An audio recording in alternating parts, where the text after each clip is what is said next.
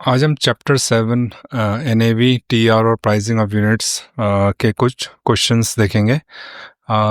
This question is based on the NISM series 5A mutual fund distributor exam. So the objective of this chapter, fair valuation principles and relevance for investors. So fair valuation principles है कि आप अपने assets का, चाहे equity है, date है, commodities है, उसका वैल्यूएशन कैसे करेंगे, किस स्टॉक एक्सचेंज से उसका वैल्यूएशन होगा. तो वो सारे के सारे प्रिंसिपल्स हैं. Computation of net assets of mutual fund scheme. So mutual fund की जो एनएवी है, नेट एसेट्स है, उसको कैसे कंप्यूट करेंगे. डिविडेंड्स और डिस्ट्रीब्यूटेबल रिजर्व्स. सो वैसे जो डिविडेंड है, एक्चुअली में इसका नाम अब चेंज हो चुका है. It is income distribution come capital withdrawal. तो पहले जो भी म्यूचुअल फंड में स्कीम डिविडेंड वाली थी, उसको अब IDCW नाम से जाना जाता है. और डिस्ट्रीब्यूटेबल रिजर्व्स की ऐसा रिजर्व जो डिस्ट्रीब्यूट करा जा सकता है among the mutual fund investors. So entry और एग्जिट लोड और इसका इम्पैक्ट क्या होता है एनएवी पे. सो जब भी आपको रिडीम करते हो म्यूचुअल फंड यूनिट्स, रिडीम का मतलब है विड्रॉल. ठीक है. whenever somebody withdraws or redeems the units, तो उसका load से, so load is a charge. So whenever somebody invest in mutual fund or exit from the mutual fund, so there are certain charges. तो अभी भी जो entry load है उसके बारे में इस वर्कबुक में दिया है, बिकॉज एग्जिट लोड तो लगता ही लगता है म्यूचुअल फंड स्कीम में. ठीक है. Depending on the type of scheme that investors are investing. कुछ अकाउंटिंग रिपोर्टिंग्स हैं. NAV, TR, pricing, segregated portfolios का कैसे होगा. TR is total expense ratio, जो mutual fund company, asset management company charge करती है किसी भी इन्वेस्टर्स के अकाउंट से. So let's see the questions. So पहला क्वेश्चन है, as per the fair valuation principle laid down by SEBI, it is mandatory to disclose the valuation policy in. तो किस में इसको वैल्यूएशन पॉलिसी को डिस्क्लोज करना मैंडेटरी है, फेयर वैल्यूएशन प्रिंसिपल को. क्या SAI या स्टेटमेंट ऑफ अकाउंट, जो भी म्यूचुअल फंड स्टेटमेंट को, म्यूचुअल फंड इन्वेस्टर्स को स्टेटमेंट मिलती है उसमें, फंड फैक्ट शीट या न्यूज़पेपर. एक और डॉक्यूमेंट होता है SID KIM. तो SAI में करना इम्पॉर्टेंट है. So SAI is a document where all the valuation principles are laid out. So SEBI requires mutual fund to disclose valuation principle in the statement of additional information, which is SAI. So SAI भी लिखा हो सकता है, कहीं पे statement of additional information लिखा हो सकता है. बोथ दोनों चीज़ें आपको पता होनी चाहिए. ये वेबसाइट में भी दिया होता है, mutual fund asset management company की वेबसाइट में भी दिया होता है. The responsibility of true and fair valuation and correct NAV shall be of the. ये किसकी रिस्पॉन्सिबिलिटी है कि ट्रू और फेयर वैल्यूएशन हो, जिससे करेक्ट NAV पता लगे. तो AMC की रिस्पॉन्सिबिलिटी है या SEBI की, फंड अकाउंटिंग की, रजिस्ट्रार एंड ट्रांसफ़र एजेंट्स की. So it is a responsibility of mutual fund company, which is we call it as a asset management company, AMC जिसको हम कहते हैं. तो ये उसकी रिस्पॉन्सिबिलिटी होती है. So AMC is solely responsible for ensuring correct valuation of assets and NAV, even if standard valuation policy are in place. Third one, who is the beneficial owner of the units in a mutual fund scheme? Mutual fund scheme के beneficial owners कौन होते हैं? Is it unit holder, trustee, custodian, AMC? So जब भी mutual fund, पता है आपको, trust की फॉर्म में क्रिएट होता है, और इसमें ट्रस्टीज़ जो ट्रस्ट के एसेट्स को, ट्रस्ट के जितने भी लोग इसमें इन्वेस्ट कर रहे हैं उनके इंटरेस्ट को प्रोटेक्ट करता है ट्रस्टीज़. अब बेनिफिशरीज़ जो हैं, जिनको हम बेनिफिशियल ओनर्स भी कह रहे हैं, beneficiaries, so they are the customers, जिनको हम कस्टमर्स कह सकते हैं. यूनिट होल्डर्स या investors? So the first one is the correct. So unit holders are the beneficial owners of the mutual fund assets, meaning ownership collectively lies with the investors. What is the maximum total expense ratio chargeable in case of index funds? So index funds में जो TER है वो maximum कितना charge कर सकती है asset management companies? Is it 1% of daily net assets, 1.5% of, or depends on the TR in line with the size of the scheme, or any amount that AMC may deem appropriate? So इसका जो answer है वो 1% है of the daily net assets. So daily net assets निकालने के बाद जो भी वैल्यू होगा उसका 1% चार्ज होगा. So for index funds, exchange traded fund, SEBI caps TR 1%. The process of valuing each security in the investment portfolio of the scheme at its current market value is called. तो कौन सा ऐसा process है जिसमें हम investment portfolio है जो भी स्कीम का उसको हम करंट मार्केट वैल्यूज पर लेके आते हैं? So is it leveraging? So leveraging का मतलब होता है कि आप एक कम अमाउंट से ज़्यादा अमाउंट को खरीद पा रहे हो. इज़ लाइक जैसे हम लीवर में देखते हैं, हम लीवर की मदद से एक भारी सामान को भी उठा पाते हैं, तो उसी वर्ड से लेवरेजिंग वर्ड बना है. मार्क टू मार्केट, अगर हम डेली किसी भी एसेट की वैल्यू को डेली उसके करंट वैल्यू से कर रहे हैं तो उसको मार्क टू मार्केट कहते हैं. हेजिंग में हम रिस्क मैनेज करते हैं. आर्बिट्राज में हम मिस प्राइसिंग देखते हैं, उसके हिसाब से हम स्ट्रैटेजी यूज़ करते हैं. तो mark to market is the right one. So mark to market means updating value of portfolio securities to their current market price daily to reflect the true NAV. How NAV calculated? So NAV का formula दिया हुआ है. NAV is equal to total assets plus liabilities other than divided by number of total assets minus number of total assets plus minus total assets plus minus.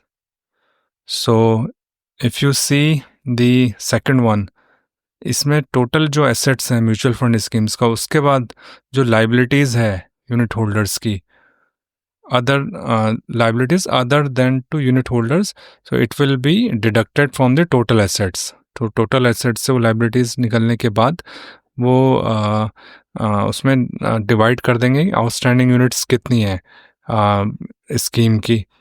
So that will called as a NAV. So if you see total assets minus liability other than or unit funds in the scheme, so unit fund in the scheme, unit fund कितना है उस scheme का, net assets divided by. सो दोनों तरीके से exam में questions पूछा जा सकता है. एक फॉर्मूले के तौर पे यहाँ पे फॉर्मूला लिखा है, यहाँ पे इस तरह से भी लिखा हो सकता है, total assets minus liabilities divided by number of outstanding units. So outstanding units होना भी ज़रूरी है, ये भी वर्ड होना ज़रूरी है, outstanding. Liabilities other than to unit holders क्या होती हैं? तो ऐसी लाइबिलिटीज़ जैसे जो एक्सपेंसेस पे करने होते हैं, एक्सपेंसेस AMCs को, ब्रोकरेज होंगी, ऑडिट फीस होंगी, कस्टोडियन की फ़ीस होंगी, टैक्सेस होंगे, सो वेंडर फीस होंगी, सर्विस चार्ज होगा, GST होगा. तो ये सारे के सारे फीस, रजिस्ट्रार की फ़ीस होंगी, ये फ़ीस लाइबिलिटीज़ में काउंट होती हैं other than to unit holders. Right. In case of mutual fund schemes dividend can be paid only out of. जब भी म्यूचुअल फंड स्कीम में डिविडेंड, जनरली अब डिविडेंड जो वर्ड है वो यूज़ नहीं होता है, इसको IDCW कहते हैं, इनकम डिस्ट्रीब्यूशन कम कैपिटल विड्रॉल. ये जब भी पेड आउट होता है, ये कब पे होगा? क्या प्रीमियम रिजर्व से, यूनिट कैपिटल से, या distributable surplus generated by the scheme, या मार्क टू मार्केट प्रॉफिट्स. सो ये तभी डिस्ट्रीब्यूट हो सकता है जब सरप्लस हो, डिस्ट्रीब्यूट करने लायक सरप्लस हो स्कीम में, तभी इसको हम डिविडेंड्स को पेड आउट कर सकते हैं. So dividend must be paid only from the realized distributable surplus. So realize का मतलब है कि ऐसे इनकम जो हमने रियलाइज कर दी है, सो वो डिस्ट्रीब्यूट हो सकते हैं, not from the unrealise valuation gains. अगर कोई भी अनरियलाइज वैल्यूएशन गेन हुआ है उसको हम डिस्ट्रीब्यूट नहीं कर सकते हैं, क्योंकि वो ऊपर नीचे हो सकता है, नीचे कम भी हो सकता है मार्केट में वोलेटिलिटी की वजह से, so that can not be paid out to the investors. Who decides the count of dividend and record date? कौन डिसाइड करता है कि डिविडेंड कितना मिलना चाहिए और उसकी रिकॉर्ड डेट क्या होनी चाहिए? सो जब भी डिविडेंड डिक्लेयर होता है तो उसकी एक रिकॉर्ड डेट होती है। सो रिकॉर्ड डेट में जो भी इन्वेस्टर्स होगा, सो सपोज एक डेट आ गई है 10th of May is the date, record date. So 10th of May तक जो भी इन्वेस्टर्स उस स्कीम में इन्वेस्टेड होंगे, तो उन इन्वेस्टर्स को, बेनिफिशियल यूनिट होल्डर्स को वो डिविडेंड मिलेगा। जो उससे पहले एग्जिट हो जाएंगे उनको नहीं मिलेगा। सो रिकॉर्ड डेट होना इम्पॉर्टेंट है। कितना क्वांटम ऑफ डिविडेंड होगा उसी के हिसाब से एनएवी भी डिक्रीज हो जाती है। ये हम आगे वाले चैप्टर्स में देखेंगे कि what is the impact on when the dividend is paid out on the NAV. So इसको सेबी डिक्लेयर नहीं करते, स्पॉन्सर डिक्लेयर नहीं करते हैं, एमफी डिक्लेयर नहीं करती। सो ट्रस्टीज डिक्लेयर करते हैं कितना क्वांटम ऑफ डिविडेंड मिलना चाहिए और उसकी रिकॉर्ड डेट क्या होनी चाहिए। Mutual funds are allowed to charge differential exit load based on the amount of investment. State this statement is true or false. So this statement says कि mutual fund अलग अलग तरीके से एग्जिट लोड चार्ज करता है कि किसने कितना अमाउंट इन्वेस्ट करा है। सो सपोज किसी ने 10,000 रुपये इन्वेस्ट करें तो उसको अलग चार्ज होगा, किसी ने 1,00,000 रुपये करें तो उसको कम चार्ज होगा। तो इस तरह का डिफरेंशियल एग्जिट लोड लगाता है। So this statement is false. So जो भी एग्जिट लोड होगा, अगर वहाँ पे लिखा है 0.25%, सो वो सबके लिए होगा, कितना भी अमाउंट विड्रॉ हो रहा हो, right? So it doesn't matter, amount does not matter on the, there will not be a differential exit loads, it will be a same. तो इस क्वेश्चन अगर एग्ज़ाम में आता है तो उसका क्वेश्चंस समझ लेना कि वहाँ पे क्या लैंग्वेज लिखी है, so that you mark the correct option. SEBI has stopped charging to the scheme. Is it exit entry load, CDSC, and exit load? क्या वो एंट्री लोड है, क्या CDSC है, या एग्जिट लोड है, या रिकरिंग एक्सपेंसेस है? सो सेबी ने एंट्री लोड बैन कर दिया है। Entry load was banned. So आज की तारीख में जितने भी म्यूचुअल फंड स्कीम है वो नो एंट्री लोड स्कीम्स हैं। तो अगर आप बाहर के म्यूचुअल फंड्स देखोगे, इंटरनेशनल म्यूचुअल फंड्स जो हैं, जो बाहर की कंपनियों में है, यूएस में है, तो वहाँ पे एग्जिट एंट्री लोड भी लगता है। सो अलग अलग म्यूचुअल फंड स्कीम्स में इन्वेस्ट करने पे। सो सपोज अगर कोई 10,000 रुपये इन्वेस्ट कर रहा है, somebody is investing 10,000 and 0.5% is the entry load, so 0.5% will be deducted। सो ये 10,000 रुपये से डिडक्ट हो जाएंगे 0.5, और जो रिमेनिंग अमाउंट होगा वो इन्वेस्ट होगा, उसके जो भी एनएवी होगी उसके हिसाब से यूनिट्स उनको मिल जाएगी अगर एंट्री लोड होता है। पर इंडिया में तो ये सेबी ने ऑलरेडी बैन कर दिया है कई साल पहले।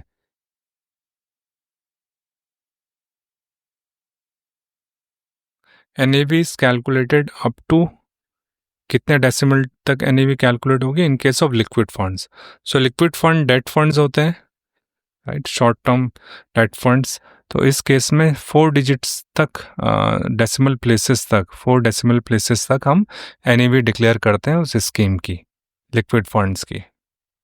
सो इसमें लिक्विड फंड्स, डेट फंड्स और इंडेक्स फंड्स भी आ जाते हैं। सो 2 इंडेक्स फंड्स, इक्विटी फंड्स, सो इसके लिए भी 4 डेसिमल प्लेसेस तक ही एनएवी कैलकुलेट होती हैं। Investors can hold their units in a fraction of 1 unit. Instead, this statement is true or false. So this statement is true. Fraction of units का मतलब है कि अगर NAV सपोज करो 20.50 है और कोई 10,000 रुपये इन्वेस्ट कर रहा है, तो नंबर ऑफ यूनिट्स अगर फ्रैक्शन में आती है, 20.30 है, तो फ्रैक्शन में आती है, इसको डिवाइड करने के बाद divided by 30, whatever the units comes, so उस फ्रैक्शन को भी हम इन्वेस्टर्स के अकाउंट में दिखाते हैं। So they can hold this. So this statement is true. So mutual fund investors can hold fractional units even though stock exchanges typically require whole units of trading. So जब भी trading होती है आपने कभी नहीं देखा होगा कि कोई भी स्टॉक एक्सचेंज में अपने शेयर्स को क्या कहते हैं किसी भी फ्रैक्शन में बेच देता है, वो होल यूनिट्स में होती हैं, right right NAV of a segregated portfolio shall be declared on. होता क्या है जब भी कोई भी क्रेडिट इवेंट होता है, जब भी कोई भी डेट फंड्स डिफ़ॉल्ट कर जाता है, उस केस में उन सारे बॉन्ड्स को सेग्रीगेट कर दिया जाता है, अलग कर दिया जाता है. उसकी NAV क्या वीकली, फोर्टनाइटली, मंथली या डेली डिक्लेयर होती है? So the answer is daily. It is declared on a daily basis. In case of credit event, so credit event हमने बात करी, ये सेग्रीगेटेड पोर्टफोलियो में होता है. SEBI has permitted creation of what is debt and money market instrument by mutual fund. अभी हमने previous question देखा था सेग्रीगेटेड पोर्टफोलियो के बारे में. तो उस केस में क्या होता है जब भी कोई भी क्रेडिट इवेंट होता है, डिफॉल्ट होता है, तो सेग्रीगेटेड पोर्टफोलियो क्रिएट हो जाता है उस म्यूचुअल फंड स्कीम में. तो जनरली ऐसा होना तो नहीं चाहिए, बट अगर किसी भी डेट म्यूचुअल फंड्स में ऐसा होता है या किसी बैलेंस फंड में या जहाँ पे डेट फंड्स हैं, इक्विटी में भी अगर कोई डेट की स्कीम बॉन्ड्स हैं, तो वहाँ पे भी सेग्रीगेशंस पोर्टफोलियो क्रिएट करा जाता है. So upon a credit event like default, segregated portfolio can be created to isolate bad assets and protect existing investors. तो जनरली प्रोटेक्ट तो नहीं होता है, ये इसलिए होता है कि अगर कोई NAV कम हो जाती है, जैसे क्योंकि सेग्रीगेटेड पोर्टफोलियो हो गया, NAV will be decreased after removing those bad assets और डिफ़ॉल्ट एसेट्स जो होंगे, तो NAV कम हो जाएगी. तो लोगों को लगेगा कि इसकी वजह से उनको फ़ायदा हो सकता है, जो इन्वेस्टर्स अभी इन्वेस्टेड नहीं है, तो इसीलिए वो उस पोर्टफोलियो को अलग कर देते हैं, so that the existing investors will be protected. Next question, 15. Investors have bought 20 crores of units of mutual fund scheme at rupees 10 each.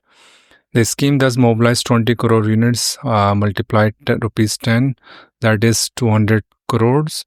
An amount of 140 crore is invested in equities. The balance amount 60 crore mobilized from investor was placed in bank deposits. Interest and dividend receivable accrued but not received by the scheme is rupees 8 crore. Scheme expenses payable accrued but not paid yet is rupees 4 crore. Calculate the scheme NAV.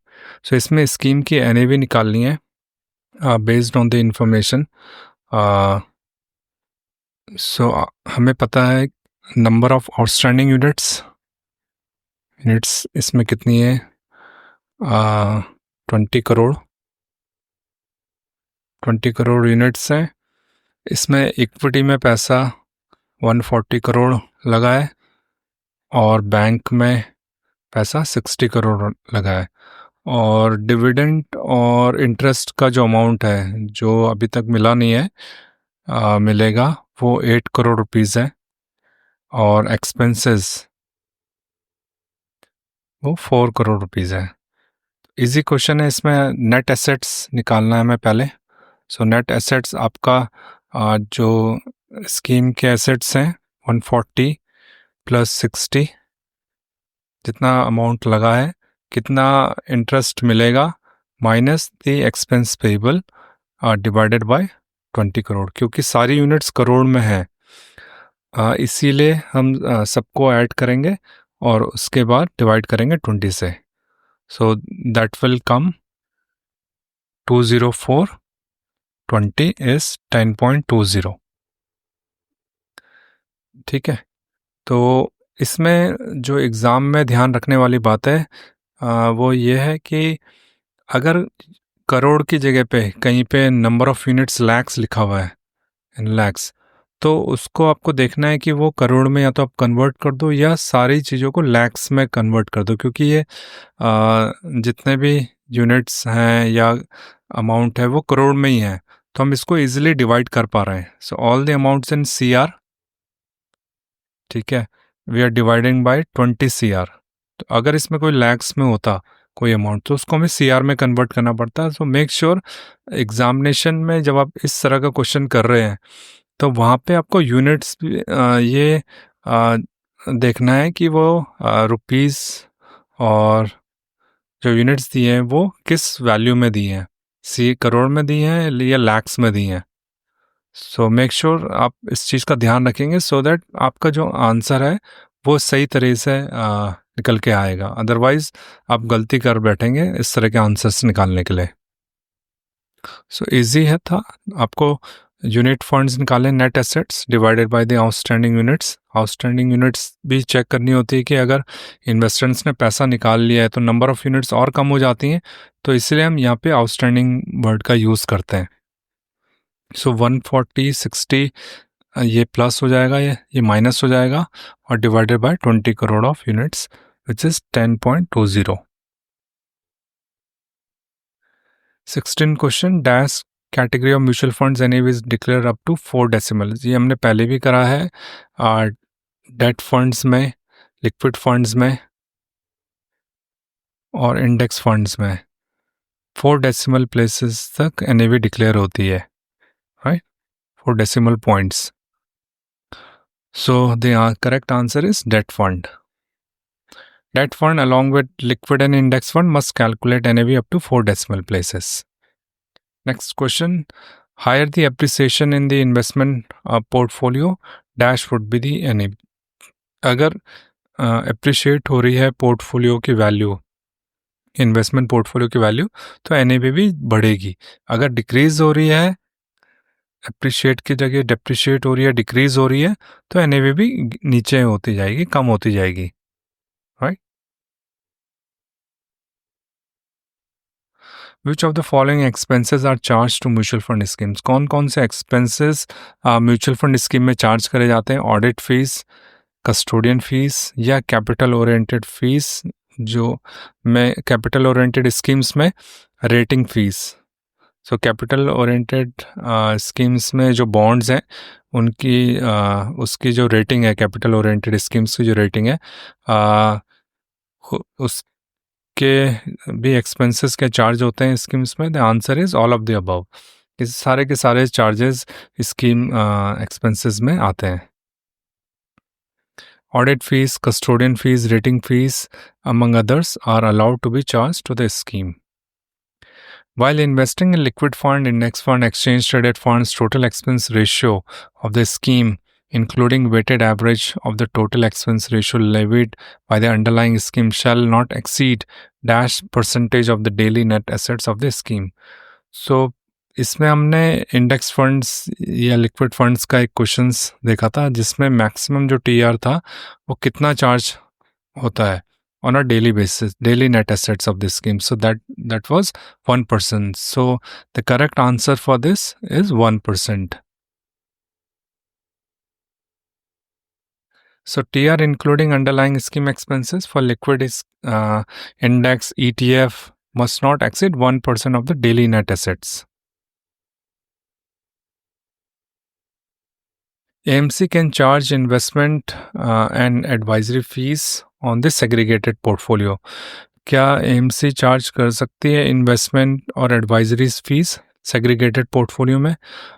ये portfolio already वैसी bad assets का है, तो जाहिर सी बात है इसमें ये चार्जेस नहीं होने चाहिए, इन्वेस्टमेंट और advisory fees.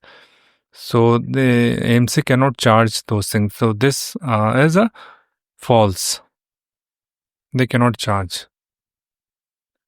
SEBI guidelines prohibit AMC charging investment and advisory fees on segregated portfolio. Only limited expenses are allowed. So question number 21. While investing in minimum of 65% of assets under management in equity-oriented schemes as per the scheme information document, the total expense ratio of the scheme, including weighted average of the total expense ratio levied by underlying scheme, shall not exceed dash percentage of the daily net assets of the scheme. So इसमें हम बात कर रहे हैं कि equity oriented schemes हैं, उस equity oriented schemes ऐसी स्कीम्स होती हैं जिसमें मिनिमम 65% जो एसेट्स है वो इक्विटी और इक्विटी रिलेटेड इंस्ट्रूमेंट्स में इन्वेस्टमेंट्स होता है। इसमें जो TR है, टोटल एक्सपेंस रेशियो है, वो कितना चार्ज होगा और मैक्सिमम कितना चार्ज होगा, it will not exceed. Is it 1%, 2%, 2.25% और 1.5%? सो इसमें जो मैक्सिमम चार्ज होता है वो 2.25% से एक्सीड नहीं होना चाहिए।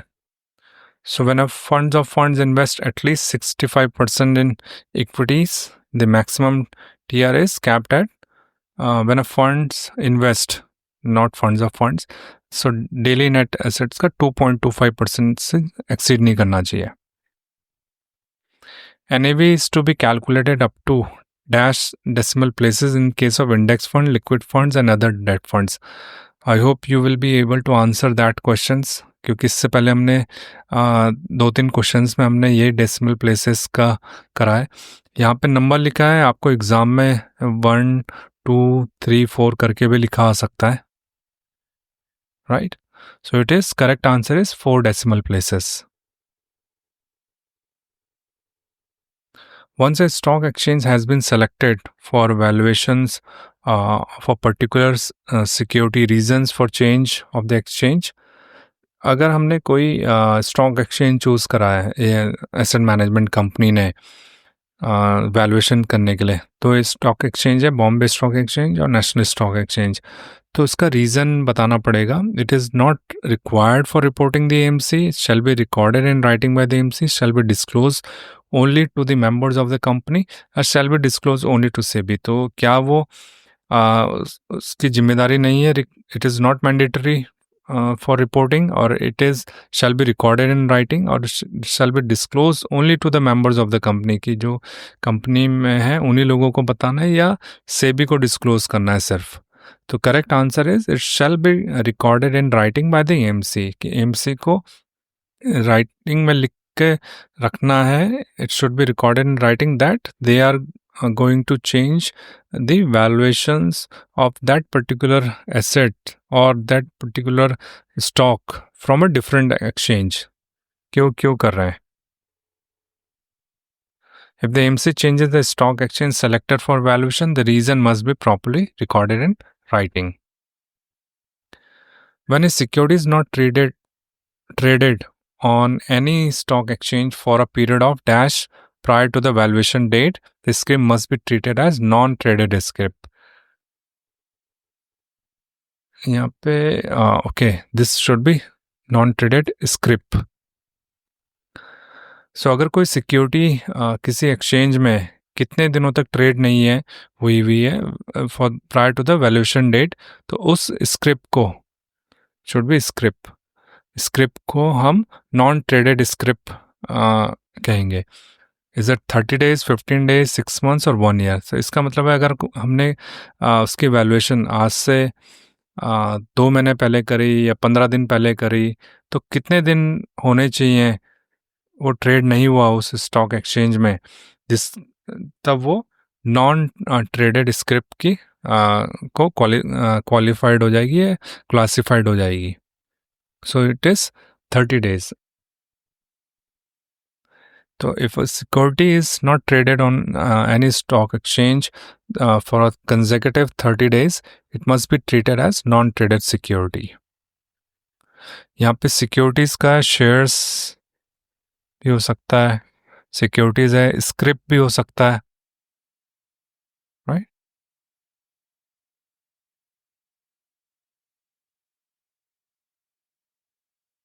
In respect to convertible debentures and bonds, the non-convertible and convertible components shall be valued separately.